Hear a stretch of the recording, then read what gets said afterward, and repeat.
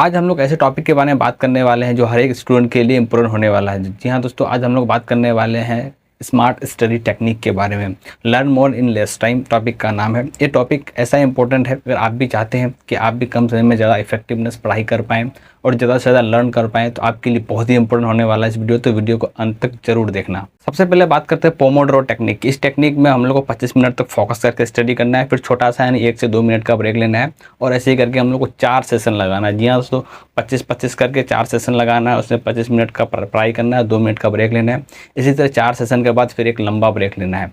तो ये होता है पोमोडोरो टेक्निक। इसमें हम लोग क्या करते हैं, 4 छोटा ब्रेक करेंगे, 25 मिनट करके पढ़ते हैं, फिर 1 मिनट का ब्रेक लेते हैं, फिर 25 मिनट पढ़ते हैं। इसी तरह 4 पीरियड लेते हैं और फिर एक 4 पीरियड कंप्लीट होने के बाद एक लंबा सा ब्रेक लेते हैं। इससे क्या होता है कि आप लोग का जो कंसंट्रेशन बना रहता है और लंबे समय तक आप पढ़ाई कर सकते हो। अगला टेक्निक है स्पेस रेपिटेशन। इसमें क्या होता है कि आप ध्यान दिए होगे, एक सप्ताह पहले आप कुछ पढ़े और आज रिमाइंड करने की कोशिश करते हो और वो आपको याद नहीं आता और या आप भूल जाते हो। तो स्पेस रेपिटेशन में हम लोग क्या करते हैं कि 1 दिन, 3 दिन, 5 दिन ही और नंबर पे, जैसे कि 1 ले लिए, 3 ले लिए, 5 ले लिए, 7 ले लिए, इस तरह का हम लोग रिपीटेशन कर सकते हैं। सप्ते में 3 बार हम लोग उसको रिवीजन करना होता है। जैसे कि जो चीज़ आज पढ़े उसके तीसरे दिन में फिर उसको रिपीट करें, उसके बाद फिर उसके 7वें दिन में या 5वें दिन में एक बार रिपीट यानी एक बार देख लें। इससे क्या होता है कि आपका लॉन्ग टर्म मेमोरीज रहता है, उसको आप भूलते नहीं हो, लंबे समय तक आपका माइंड में रहता है। तीसरा टेक्निक है एक्टिव रिकॉल। इसमें क्या करते हैं, हम लोग खुद से खुद को ही क्वेश्चन पूछते हैं। जी हाँ दोस्तों, इसमें क्या करते हैं, जो भी हमने पढ़ने के बाद क्या करते हैं, किताब वगैरह नोट्स जो भी पढ़े, जिससे भी पढ़े उसको बंद कर देते हैं, उसका हेल्प नहीं लेते हैं। जैसे हमने पढ़ने के बाद खुद से सेल्फ से क्वेश्चन करते हैं। जिस टॉपिक के बारे में पढ़ा उस टॉपिक का क्वेश्चन उठाया और खुद से क्वेश्चन किया और खुद से उसको जवाब देने की कोशिश करते हैं। उसमें क्या करते हैं, नोट्स वगैरह का हेल्प नहीं लेते हैं। जो भी जितना भी हम पढ़े हैं, जितना भी याद रहता है उसको अपने शब्दों में जवाब देने की कोशिश करते हैं, जिसको बोलते हैं एक्टिव रिकॉल। इसमें खुद से ही क्वेश्चन करना पड़ता है। ये भी आपको हेल्प करता है लॉन्ग टर्म मेमोरीज और किसी भी चीज़ को याद करने में। फोर्थ टेक्निक है फेमेंट टेक्निक। फेमेंट टेक्निक में क्या होता है, हम लोग जो है ना एक ऐसा अपने आप को माहौल बनाते हैं जिसमें लगेगा कि आप खुद एक टीचर हो और आप एक बिगिनर्स को पढ़ा रहे हो। यानी जो टॉपिक को आप पढ़े आपको ये देखना है, यानी अपने आप में एक मानना है कि हम एक टीचर हैं और एक कोई स्टूडेंट यानी बिगिनर जो भी नहीं उस चीज़ को नहीं पढ़ा उसको समझाने की कोशिश करते हैं। उससे क्या होता है, किसी भी टॉपिक को अच्छा से आप अगर समझा दिए, इसका मतलब ये है कि आप उससे अच्छा से समझ चुके हो। यानी आप तभी किसी को समझा पाओगे जब खुद समझ जाओगे। तो कोशिश ये करना है कि आपको खुद का एक टीचर बन जाना है। टीचर का मतलब ये नहीं है कहीं पढ़ाने लग जाना, पढ़ाने का ज़रूरी नहीं है। आप खुद को टीचर बनना है और समझ लेना है कि मेरे सामने स्टूडेंट बैठा हुआ है और उसमें क्या करना है, आपको पढ़ाना है, खुद से पढ़ाना है और लगेगा सारा स्टूडेंट पढ़ रहा है और आप पढ़ा रहे हो और अच्छे से उसको एक्सप्लेन करना है। इससे क्या होता है कि आप अच्छे से एक्सप्लेन कर पाओगे और कोशिश को अच्छे से एक्सप्लेन कर लिए, इसका मतलब उसका अच्छा से आपको नॉलेज हो गया। फिफ्थ टेक्निक है, उसको बोलते हैं माइंड मैपिंग। माइंड मैपिंग में क्या होता है, कुछ चीज़ ऐसा होता है जो काफ़ी लेंदी हो जाता है, काफ़ी बड़ी चीज़ है, उसको याद करने में या माइंड में रखने में काफ़ी दिक्कत हो जाता है। तो उसको हम लोग क्या करते हैं, माइंड मैपिंग के द्वारा करते हैं। यानी उसमें क्या करते हैं, सब ब्रांचेस बनाते हैं। जैसे बचपन में देखे होगे मैप वगैरह, पहले एक हेडिंग दिए, उसका 2 ब्रांच निकाले, फिर उससे 3 ब्रांच निकाले, इस तरह का हम लोग माइंड मैपिंग करते हैं। उसमें तरह तरह का माइंड मैपिंग में भी प्रकार है, चाहे कोई ब्रेन का करता है, कोई पेयर वाला बनाता है, अलग अलग रूट बना लेता है, कोई नॉर्मल लाइन खींच के बनाता है। वो अपने हिसाब से आप माइंड मैपिंग कर सकते हो।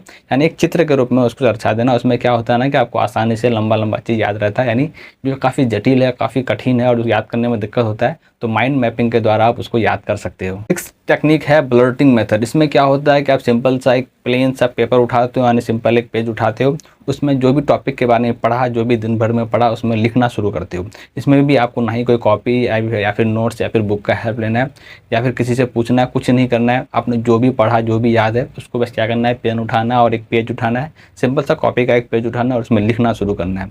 जो भी माइंड में आए उस टॉपिक के रिलेटेड आपको लिखना है। फिर आपको उसमें एनालाइज करना है कि आप क्या क्या याद कर पाए हो, कितना चीज़ पढ़े और कितना चीज़ लिख पाए। हाँ, 100% तो नहीं लिख पाओगे, 50% या 25% भी लिख लेते हो तो बहुत है। तो ये भी एक बहुत ज़्यादा हेल्पफुल टेक्निक है कि आपको लंबे चीज़ याद रहता है और कोई चीज़ को लंबे समय तक याद रखने में मदद करता है। 7th टेक्निक है इंटरलीव टेक्निक। इंटरलीव टेक्निक उस टेक्निक को बोलते हैं जिसमें हम लोग एक सब्जेक्ट को लंबे समय तक पढ़ने के बजाय उसको छोटे पीरियड में बांट देते हैं। आपने देखा होगा कोई स्टूडेंट ऐसा है, अगर कोई फिजिक्स का कोई किताब उठाया यार, कुछ 4 घंटा लगातार पढ़ रहा है, तो इस तरह नहीं करना है। उसमें क्या करना है, आपको आधा घंटा, 1 घंटा या 2 घंटा का छोटा पीरियड बनाना है दिन भर में और अलग अलग सब्जेक्ट को पढ़ना है। इससे क्या होता है, आपका जो है प्रॉब्लम सॉल्विंग स्किल में क्या इंक्रीजमेंट होता है। कोई भी प्रॉब्लम को अच्छा से सॉल्व कर सकते हो और आपको एंजाइटी नहीं होता और परेशान नहीं होते। एक सब्जेक्ट को लंबे समय तक पढ़ने के बाद बोर हो जाता है या एंजाइटी होने लगता है, तो ये सबसे बचने के लिए हम लोग इसका इस्तेमाल करते हैं। इसमें हम लोग कम समय में छोटा पीरियड बना के और डिफरेंट सब्जेक्ट को पढ़ने की कोशिश करते हैं। Last but not the least हम लोग इसको बोलते हैं पास पेपर टेक्निक। पास पेपर टेक्निक का मतलब क्या हुआ, आप जो भी चीज़ का तैयारी कर रहे हो, चाहे वो बोर्ड का कर रहे हो या फिर कोई एग्जाम, ग्रेजुएशन एग्जाम या बोर्ड का एग्जाम तैयारी कर रहे हो या फिर कोई कॉम्पिटेटिव एग्जाम का तैयारी कर रहे हो, उसका प्रीवियस ईयर क्वेश्चन पास यानी प्रीवियस ईयर क्वेश्चन जो होता है या फिर प्रीवियस जो भी क्वेश्चन होता है जिसको PYQ बोलते हैं ना, प्रीवियस ईयर का क्वेश्चन या फिर और भी 2-3 साल पुराना क्वेश्चन बैंक सिंपल बता लो। उसमें क्या करते हैं हम लोग, उस क्वेश्चन पेपर को उठाते हैं, उसमें एनालाइज करना शुरू करते हैं, उसको सॉल्व करना शुरू करते हैं। इससे क्या होता है, आपको एग्जाम का पैटर्न पता चलता है, आपको किसी टॉपिक के रिलेटेड पता चलता है कि इस टॉपिक से किस तरह का क्वेश्चन पूछा जाता है।